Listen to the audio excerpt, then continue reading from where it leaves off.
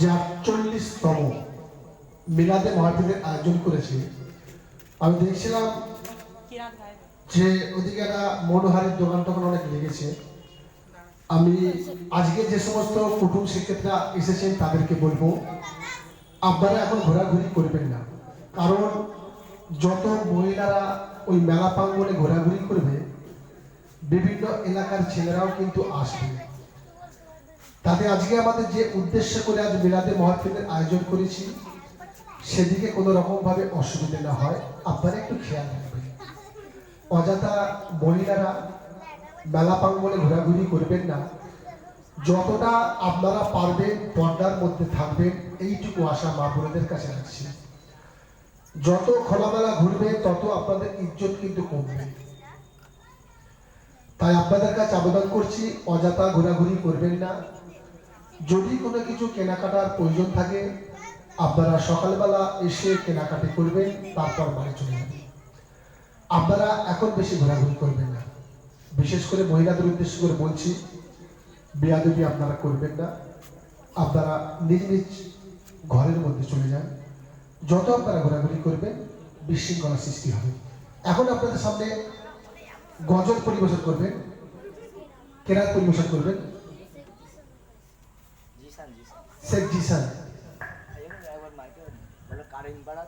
আচ্ছা, সাউন্ড সিস্টেমে যিনি আসেন পাল সাউন্ড, একবার আমাদের মঞ্চের সামনে চলে আসবেন তো। লাইটওয়ালা যিনি আসেন, আনারুল লাইটওয়ালা, একবার মঞ্চের সামনে চলে এসো। লাইট সিস্টেমে যিনি আছেন আনারুল, একবার আমাদের মঞ্চের সামনে চলে এসো। আসসালামু আলাইকুম।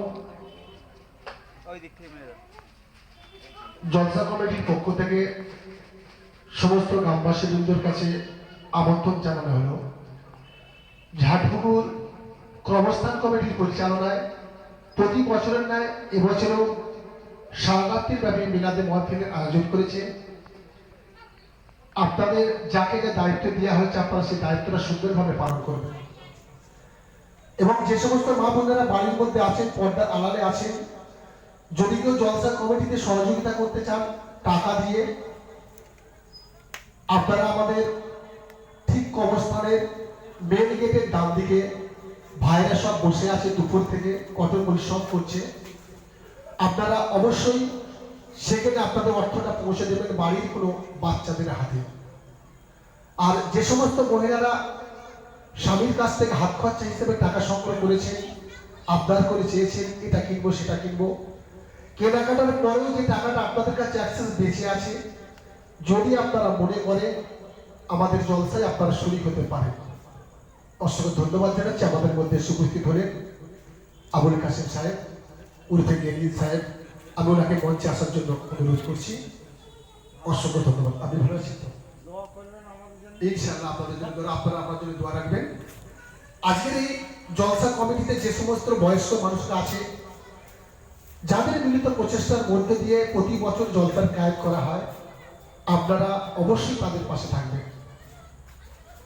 আজকের হাটপুকুর কবরস্থানটা যেভাবে আপনারা সাজিয়েছেন, এত সুন্দর আলোকসজ্জা, এত সুন্দর লাইটিং আপনারা করেছেন, মঞ্চটাকেও সুন্দরভাবে সাজিয়েছেন, সত্যি অতুলনীয়, ভাষা নেই বলার। বিশেষ করে বলবো, আরো কবরস্থানটাকে যেভাবে সাজিয়েছেন, বিভিন্ন এলাকার মানুষ এসেছেন, দেখে গেছেন, তাদের সঙ্গে কথা হলে যে ভাই আমরা অনেক জায়গায় গেছি, এরকম তারা কবরস্থান কিন্তু আমরা দেখিনি। এটা শুধু নাম কবরস্থান কমিটির নয়, এই নামটা কিন্তু আপনাদের সমগ্র হাটপুকুরবাসী। এটা আপনাদের গর্বের বিষয়, গর্ব হওয়া উচিত যে আশেপাশে যত কবরস্থান আছে, বহু জায়গায় গেছি, বহু অনুষ্ঠানে গেছি, এরকম তারা কর্মস্থান খুব কম জায়গায় দেখেছি। এইটাকে আপনারা ধরে রাখবেন, এইটাকে আপনারা মেনটেন করবেন। এই কবরস্থান কমিটির কাছে আবেদন করব, একটা ভালো কাজ করতে গেলে হয়তো আপনাদের ছোট বড় কথা শুনতে হয়, মান অভিমান থাকে, তাই আপনারা বাচ্চাদের কথায় দুঃখ প্রকাশ করবেন না, তাদেরকে নিয়ে চলার চেষ্টা করবেন। তাদের কাছ থেকে উপদেশ নেবে যে বাবু কি করলে ভালো হয়, কিভাবে আগামী দিনে আমাদের ঐতিহ্য সম্মানটাকে ধরে রাখবো, তাদের থেকে একটু পরামর্শ দেবেন। সকলে মিলে একত্রিত চলবেন, কারণ আমরা যখন পড়াশোনা করতাম, আপনারা জানেন আমার পড়াশোনা সম্পর্কে আমি কোনো জায়গায় বলি না, যেহেতু আমি অ্যাঙ্কারিং করতে যাই, অ্যাঙ্কারিং করে চলে আসি। আজকে যেহেতু একটা সুন্দর পরিবেশ পেয়েছি, আজকে শিক্ষার আমাদের অনেক প্রয়োজন আছে। আমরা যখন স্কুলে পড়েছিলাম যে একটা চাষির 10টা ছেলে, 10টা ছেলের মধ্যে কোনো মিল নেই, না বাপের সঙ্গে মিল আছে, না ছেলের সঙ্গে মিল আছে, না একটা ভাই অপর ভাইয়ের সঙ্গে মিল আছে। দেখা যাচ্ছে সংসারটা পুরো তছনছ হয়ে যাচ্ছে। তখন চাষি ভাই ঠিক করলো যে সংসারটাকে কিভাবে আমাকে ঠিক করতে হবে, কিভাবে মজবুত করতে হবে। তখন চাষি ভাই কি করলো, একটা কঞ্চি কেটে একটা ছেলের হাতে দিল, বললো বাবু এই কঞ্চিটাকে ভাঙো তো একবার দেখি। একটা কঞ্চি একটা ছেলে ধরলো আর ভেঙে দিল। যখন 10টা কঞ্চি এক কাছে করে বললো বাবু এই 10টা কঞ্চিকে ভাঙো তো, তখন কিন্তু ভাঙাটা খুব কঠিন হয়ে পড়লো। কারণ 10 জনের যে পাওয়ার আর একজনের পাওয়ার, এই পাওয়ারটা কিন্তু আকাশ পাতাল তফাৎ। তাই আমি বলবো এই জলসা কমিটির পক্ষ থেকে আপনারা সকলে মিলে একত্রিত হন, সকলে মিলিত হয়ে এই কাজটাকে ধরে রাখুন।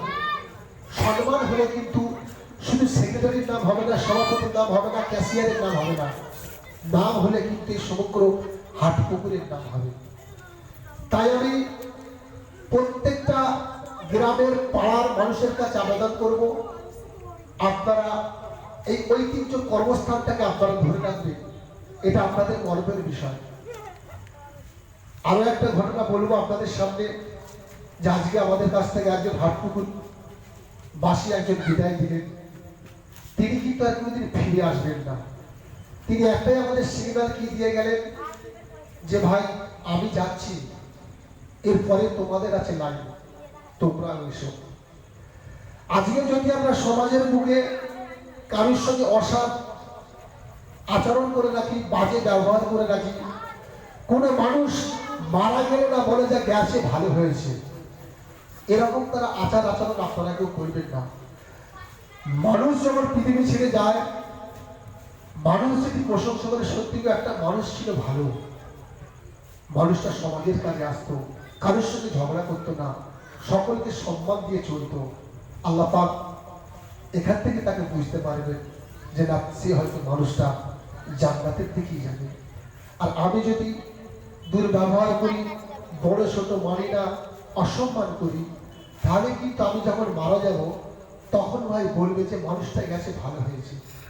তাই আমি প্রত্যেকটা মানুষের কাছে আবেদন করবো, ভাই বর্তমান পরিস্থিতি মুসলমানদের জন্য খুব খারাপ। কারণ যারা টিভি দেখে, খবরের কাগজ পড়ে, দেখতে পাচ্ছেন বিশ্বের মুসলমানরা কিভাবে লাঞ্ছিত বঞ্চিত হচ্ছে। আমাদের বলার মতো ভাই লোক নেই। তাই আমাদের মুসলমান সমাজকে এক হতে হবে, আমাদের শিক্ষায় শিক্ষিত হতে হবে। যতদিন না সমাজ শিক্ষায় শিক্ষিত হবে, ততদিন কিন্তু আমরা সমাজের মুখে প্রতিষ্ঠিত হতে পারবো না। তাই আমি হাটপুকুর সমস্ত গ্রামের কাছে আবেদন করে যাব, ভাই যদি আপনার কন্যা সন্তান থাকে, পুত্র সন্তান থাকে, তাদের মাধ্যমিক, উচ্চ মাধ্যমিক, graduation, MA BA, BEd, PhD, doctorate যা পারেন আপনারা করান। আমাদের সমাজ যতদিন না শিক্ষায় শিক্ষিত হবে, ততদিন কিন্তু আমরা সমাজের মুখে সঠিকভাবে প্রতিষ্ঠিত হতে পারবো না। তাই প্রত্যেকটা গ্রামের মানুষের কাছে আবেদন করছি, কারণ হাটপুকুর একটা খুব সুন্দর গ্রাম, কম বেশি এই এলাকার সব মানুষই আমার চেনে। আমি তাদের কাছে আবেদন করব, আপনারা সকলে মিলেমিশে থাকবেন, সকলের সঙ্গে সহযোগিতা করবেন, কেউ আমার করবেন না। নাম হলে সকলেরই নাম হবে, বদনাম হলে সকলেরই বদনাম হবে। এই যে হাটপুকুর কবরস্থান কমিটির পরিচালনায় যে সুন্দরভাবে এই মঞ্চটাকে সাজিয়েছে, কবরস্থানটাকে সাজিয়েছে, বিভিন্ন এলাকার মানুষ এসে যে প্রশংসা করে যাচ্ছে, এটা সকলের গর্ব হওয়া উচিত।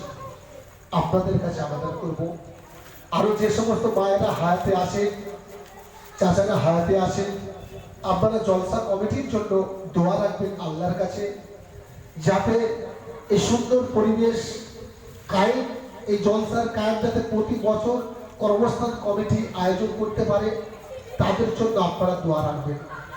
আজকের এই জলসাকে কেন্দ্র করে যে সমস্ত মা বোনেরা এবং বিভিন্ন রাজ্য থেকে যারা থাকেন, যারা টাকা পাঠিয়েছে জলসাকে উদ্দেশ্য করে, কেউ গরু দিয়েছে, কেউ জলসায় চাল দিয়েছে, কেউ প্যান্ডেলের টাকা দিয়েছে, যে আর যেরকম ক্ষমতা হয়েছে অর্থ দিয়ে সহযোগিতা করেছে, আল্লাহ তাআলা যেন তাদের এই দানকে যেন কবুল করুন। এর বিনিময়ে যেন কাল কিয়ামতের মাঠে আল্লাহ পাক আপনাদেরকে হেফাজত করুন। আর বাম্মা যারা হায়াতে আছে, আমি সেই সমস্ত ভাইদের কাছে আবেদন করব, আপনারা বাম্মাকে একটু সম্মান করবেন, বাম্মার সঙ্গে দুর্ব্যবহার করবেন না। বাম্মা যদি কোনো সময় বলে কোচি তোর বোনের বাড়ি ঘুরতে যাবো, 100 টাকা দে কি 50 টাকা দিয়ে টোটো ভাড়া করে যাবো, আপনারা মায়ের দিকে একটু খেয়াল রাখবেন, মাকে একটু দেবেন। কারণ আপনি যখন রাতের অন্ধকারে বাড়িতে ফিরছেন না, তখন আপনার ওই বুড়ি মা কিন্তু ঘরের মধ্যে জেগে থাকে, আমার ছেলেটা কখন ফিরবে, কখন ফিরবে, কখন ফিরবে। আদাস ভাই বোনেরা কিন্তু ঘুমোবে, কিন্তু মা এতটাই ছেলেদেরকে ভালোবাসে, রাতের অন্ধকারে আসবে যখন তারা ভাববে যে ছেলেটারা কোনো বিপদ হলো নাকি, এখন এলো না কেন। তাই আমি হাত জোড় করে বলে দেবো এলাকাবাসীর কাছে, বাম্মার সঙ্গে আপনারা কেউ অসৎ ব্যবহার করবেন না। আপনি যে অলি দরবারে যান না কেন, সবচাইতে বড় পীর কিন্তু আপনার বাম্মা। আপনার বাম্মাকে স্নেহ করবেন, আপনার বাম্মাকে ভালোবাসবেন। কারণ আমি আমার কথা বলছি ভাই, আমার বাপ 2008 সালে ক্যান্সার রোগে আক্রান্ত হয়ে মারা যায়। যখন আমার আব্বা আরোগ্যনিকতা নাসিমুখ, অনেকেই ছিলেন চণ্ডীতলায় নিশিন্দার নাসিমুখ, ওখানে যখন ভর্তি ছিলেন, আমার আব্বা কিন্তু একা থাকতেন না। উনি বলতেন যে আমার সঙ্গে আজকে থাকতে হবে, রাতে ভয় পেতেন।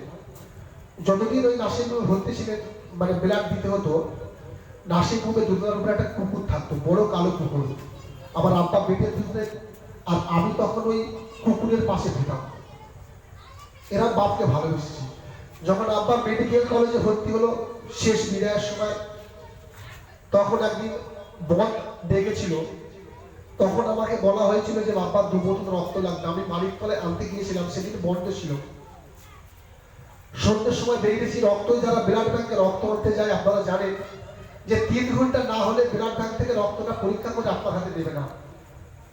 তখন ওই 3 ঘন্টা ওয়েট করেছিলাম, প্রায় 6টা থেকে 9টা বেজে গেছিল, ট্রেন বাস বন্ধ ছিল।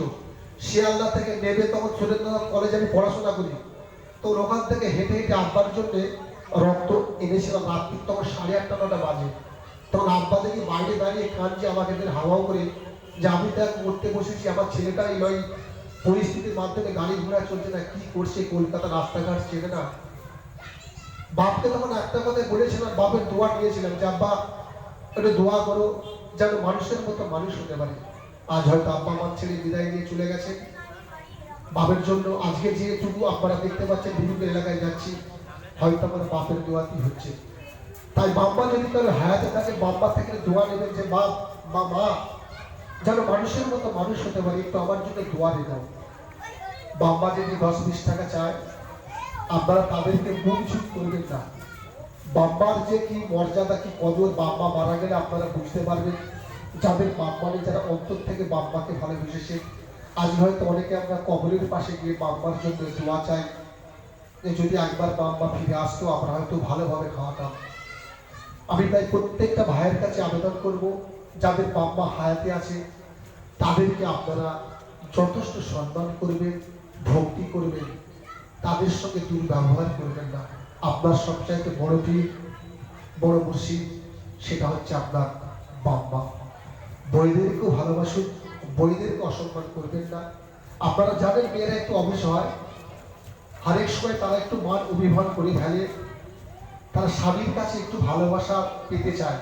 কারণ মেয়েরা বাপ মা আত্মীয় স্বজন সকলকে ত্যাগ করে একটা ছেলেকে বিয়ে করে যখন আসে, তখন তার মনের মধ্যে যে কষ্ট, যে বেদনা, সেই মেয়েটা একমাত্র জানে।